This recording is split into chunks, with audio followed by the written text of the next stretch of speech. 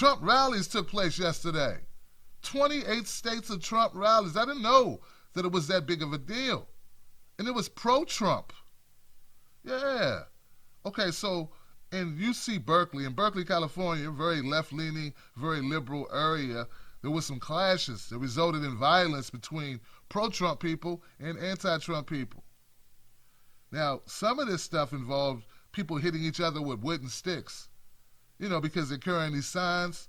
Well, that makes for a quick baton to the head or a quick whack to the dome with these signs they were carrying.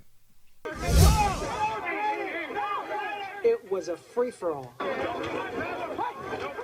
Trump supporters and anti-Trump protesters going at it. Sometimes it was one-on-one. Other times, large groups of people punching, kicking, and hitting each other with sticks.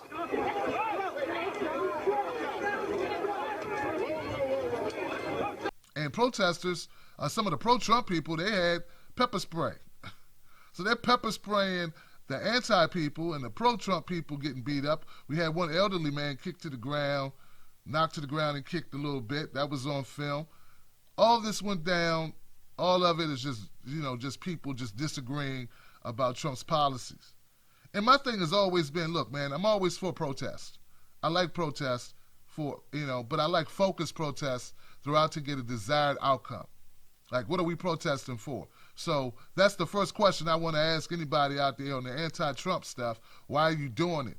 And most people who will say, Tim, well, we just don't like his policies. And then that's where you lose me.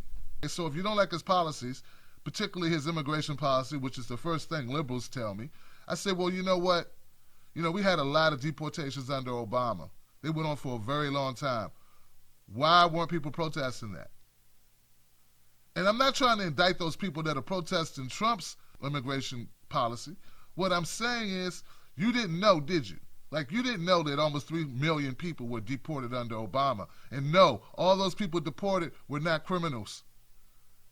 Those people weren't like selling heroin and raping women. Some of those people were just here illegally.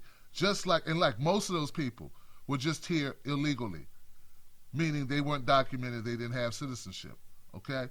So I'm not here to degrade immigrants. What I'm trying to show you is that the media is corrupt, that the media only shows you what they want to show you. And when you start wrapping your head around that, you'll see that even if you don't like Trump, we got bigger issues. Because if you really care about the immigrant situation, you care about immigrants, right? If you really do, truly, and it's not just because you hate Trump, you will have to say to yourself, maybe we should focus on the fact that our news doesn't get dispensed properly, that the stories aren't being told. Sort of like the pro-Trump rallies. Most people didn't know there were 28 states of pro-Trump rallies because the media narrative doesn't suit well with that. Now, if there were 28 anti-Trump rallies, that would fit their bill. So when we start waking up to the reality of what's going on in our media, maybe some of the pro-Trump people and the anti-Trump people can get together and find some common ground. I don't know if that's likely to happen. I'm just saying, woke is woke, right? Regardless of what your political affiliation is. Anyway, I'm Tim Black for Tim Black TV. Subscribe to this channel. Keep it real with yourself. Keep it real with me. We're going to continue to spread the word, and I need your help to do it. # stay strong, stand tall. I'll see you on the next one.